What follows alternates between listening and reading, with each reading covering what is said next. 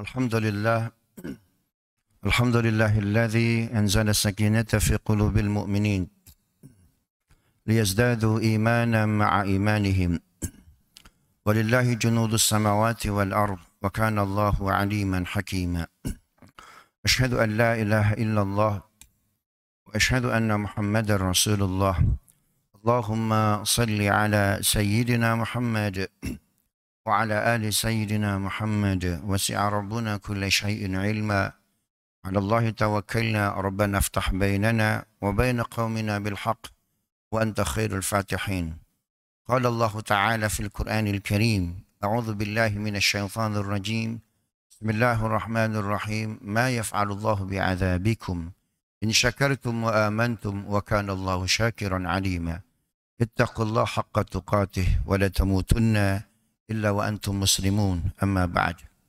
Sidang Jumat yang dimuliakan Allah Subhanahu wa taala. Banyak ayat Al-Qur'an berbunyi lillahi ma fis samawati wa ma fil ard. Bahkan selesai salat subuh dalam banyak riwayat yang ma'thur kita selalu membaca ayat lillahi ma fis samawati wa ma fil ard. Wa in tubdu ma fi anfusikum aw tukhfuhu yuhasibukum bihillah. فيغفر لمن يشاء ويعذب من يشاء والله على كل شيء قدير لله ما في السماوات وما في الأرض. Apa-apa yang ada di langit dan apa-apa yang ada di bumi seluruhnya adalah milik Allah. Jiwa kita milik Allah. Bahkan seluruh harta benda, properti, aset yang kita punya, keluarga kita juga, anak cucu kita juga, semuanya milik Allah. Kalau semuanya milik Allah, maka pertanyaannya, manakah yang milik kita? Imam Al-Ghazali, beliau mensitir dua ayat. Punya kita, satu terdapat dalam surat An-Nisa ayat 79. Ma asabaka min hasanatin famin Allah. Wa ma asabaka min sayyatin famin nafsik. Kebaikan yang kita peroleh, itu pun milik Allah. Sebaliknya dosa yang kita lakukan, itu baru milik kita. Jadi milik kita, punya kita pertama adalah dosa. Yang kedua milik kita ada dalam surat Al-Kahfi ayat 63. Wa ma ansanihu illa syaitan. Dan tidak ada yang membuat kita lupa kecuali setan. Jadi milik kita yang kedua adalah lupa. Semuanya milik Allah. Asli yang punya kita, genuine yang punya kita hanya dosa dan lupa. Dosa dan lupa ini dikumpulkan dalam sebuah riwayat al-insan mahalul khata' wan nisyan. Manusia itu tempatnya dosa dan lupa. Semuanya milik Allah segala kebaikan. Itu sebabnya sidang Jumat yang dimuliakan Allah. Kita tidak menemukan riwayat 10 sahabat yang diberi berita gembira surga oleh Nabi SAW. Abu Bakar, Umar, Uthman, Ali, Abdurrahman bin Auf, Zubair bin Awam, Sa'ad bin Abi Waqqas, Talha bin Ubaidillah, Ubaidillah bin Al-Jarrah, dan terakhir Sa'ad bin Zaid. Tidak ditemukan satu riwayat pun, baik yang derajatnya sahih ataupun yang hasan, ke-10 sahabat ini membayar zakat. Kami di Pusat Kajian Timur Tengah di UI membuat sebuah penelitian terkait sistematika hadis Nabi. Kalau Al-Quran jelas susunannya, walaupun tertib susunan mushaf tidak seperti susunan turunnya, namun ada banyak ulama di antaranya Muhammad Fuad Abdul Baqi. Beliau menyusun susunan Al-Quran berdasarkan turunnya, yaitu surat Al-Alaq, Al-Mudathir, Al-Muzammil. Walaupun faktanya Nabi SAW menyusun berdasarkan perintah Allah susunan Al-Quran, Al-Fatihah, Al-Baqarah, Al-Imran, dan seterusnya. Kalau hadis Nabi, kira-kira hadis yang pertama Nabi lakukan, yang Nabi katakan, yang Nabi kerjakan, yang Nabi tetapkan setelah diangkat menjadi Nabi, nomor 1 apa? Nomor 2, 3, 4, dan 5, dan seterusnya. Hingga sebelum Nabi wafat, hadis apakah yang Nabi ucapkan? Itu tidak ada yang menulis. Kami di Pusat Kajian Timur Tengah menyusun susunan indeks itu. Hingga sampai kepada 10 sahabat yang dijamin surga Ternyata tidak ada riwayat Abu Bakar bayar zakat. Umar membayar zakat. Uthman membayar zakat. Ali dan 10 sahabat yang lain membayar zakat. Kenapa 10 sahabat ini tidak membayar zakat? Zakat rukunnya 2. Satu nisab. Masuk batas minimum. Kalau zakat mal, zakat harta dikonversi ke 80 gram emas, andaikan 1 gram itu 1 juta, maka orang punya uang 80 juta itu sudah masuk nisab minimum. Rukun yang kedua haul. Harta tersebut dimiliki sudah 12 bulan atau 1 tahun. Maka wajiblah dikeluarkan zakatnya. Sedangkan 10 sahabat yang dijamin surga ini, paling telat bulan ke-10 sudah dikeluarkan seluruh hartanya. Jadi masuk bulan 12, zero money. Tidak ada harta yang wajib dikeluarkan zakatnya. Kenapa? Karena paling telat Uthman bin Affan. Abdurrahman bin Auf bahkan bulan ke-9 sudah mengeluarkan seluruh hartanya. 100%. Kenapa? Lillahi ma fis samawati wa ma fil ard. Karena semuanya milik Allah. Analoginya, saya punya uang, Khatib punya uang 100 juta. Saya titipkan kepada Anda, saya titip uang saya 100 juta. Tempo 1 tahun. Setelah 1 tahun, saya nagih uang tersebut. Tolong kembalikan uang saya. Lalu oleh Anda dikembalikan cuma 2,5%. Apakah itu amanah? Atau dikembalikan 20%. Apakah itu amanah? Sedangkan harta saya 100 juta. Harusnya 100%. Harta saya dikembalikan seluruhnya. 10 sahabat yang dijamin surga ini, seluruh harta yang mereka punya diberikan kepada Allah 100%. Bahkan sebelum masuk bulan ke-12. Uthman bin Affan orang kaya betul. Abdurrahman bin Auf orang kaya betul. Mana dalilnya Uthman bin Affan? Dia keluarkan seluruh hartanya 100%.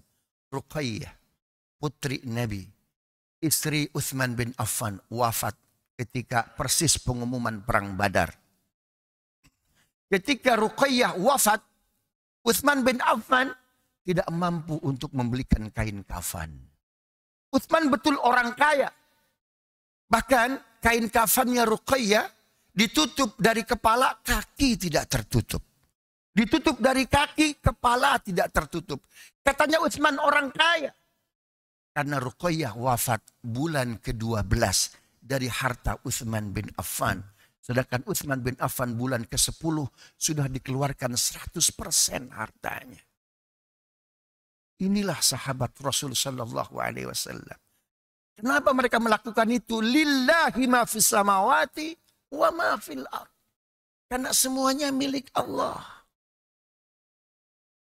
Itu sebabnya kalau agama meminta hanya 2,5%, itu toleransi yang luar biasa. Kalaupun kita punya harta rikas, barang tambang yang dikeluarkan zakatnya 20%, itu sudah toleransi yang sangat murah betul. 10 sahabat Nabi tidak ada yang bayar zakat. Kenapa? Karena sebelum haul mereka sudah keluarkan 100% hartanya. Maka pantaskah kita menjadi ahli surga?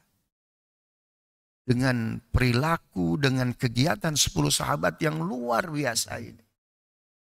Orang kalau mindsetnya mengeluarkan seluruh hartanya untuk Allah dan Rasulnya, dia tidak pernah berpikir untuk mengambil yang bukan haknya.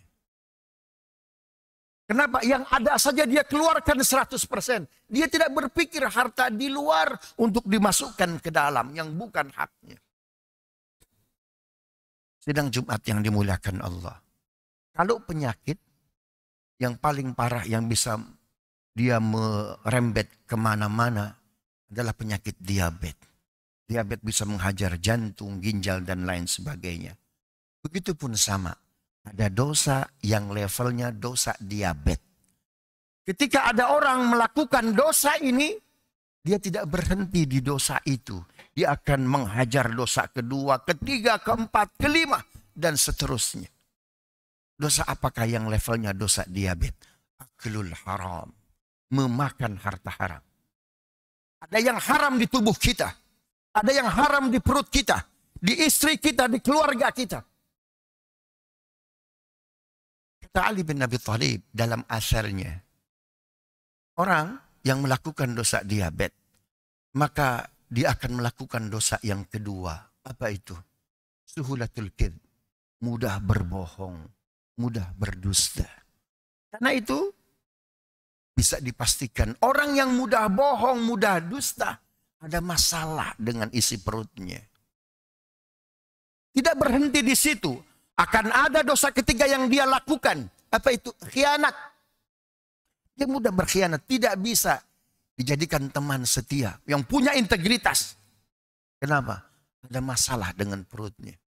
Dan yang paling mengerikan, dosa diabetes itu akan menghajar dosa keempat. Apa itu? Zina. Asar dari Ali bin Abi Thalib ini dibuktikan oleh Fakultas Psikologi, salah satu kampus terbaik di Republik ini. Melakukan kajian bagi para koruptor yang sudah inkrah di Tipikor 2012 hingga 2019. Ternyata 95% para koruptor mereka pernah melakukan zina. Karena itu pastikan perut kita halal. Apa yang kita makan halal. 10 sahabat yang dijamin surga luar biasa. Tidak bermain di 2,5%. Bahkan tidak bermain di 20%. Mereka bermain di 100% zakatnya. Kalau seperti ini, inilah pemimpin yang kita dambakan. Pribadi yang dibutuhkan untuk republik ini.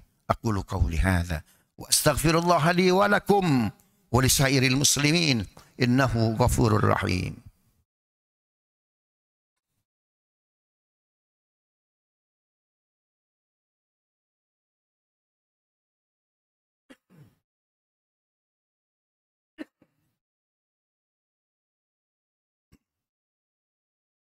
Alhamdulillah. Alhamdulillahilladzi hadana lihadza. Wa ma kunna linahtadiya laula an hadana Allah. Asyhadu an la ilaha illallah wa asyhadu anna Muhammadar Rasulullah. Allahumma salli ala sayyidina Muhammad wa ala ali sayyidina Muhammad. Qala Allah Ta'ala fil Qur'anil Karim. A'udzu billahi minasy syaithanir rajim. Bismillahirrahmanirrahim. Ihdinas siratal mustaqim. Siratal ladzina an'amta 'alaihim ghairil maghdubi 'alaihim waladdallin. Innallaha wa malaikatahu yusalluna 'alan nabi. Ya ayyuhalladzina amanu sallu 'alaihi wa sallimu taslima. Allahumma salli wa sallim wa barik 'alaihi. Allahumma ighfir lil muslimina wal muslimat wal mu'minina wal mu'minat al ahya'i minhum wal amwat. Allahumma a'izzal islam wal muslimin. اللهم أعز الإسلام والمسلمين وأهلك الكفرة والمشركين والمنافقين أعداءنا أعداء الدين. اللهم ادفع عنا البلاء والوباء والطاعون والعهد والشدائد والمنكر من بلدنا هذا إندونيسيا خاصة ومن بلاد المسلمين عامة. اللهم ارزقنا خشية والخوف منك يا رب يا أرحم الراحمين. وصلى الله على سيدنا محمد وعلى آله وصحبه وسلم والحمد لله رب العالمين. اتقوا الله حق تقاته ولا تموتن إلا وأنتم مسلمون. إن الله يأمركم بالعدل والإحسان وإيتاء ذي القربى وينهى عن الفحشاء والمنكر والبغي يعظكم لعلكم تذكرون ولذكر الله أكبر. أقيموا الصلاة.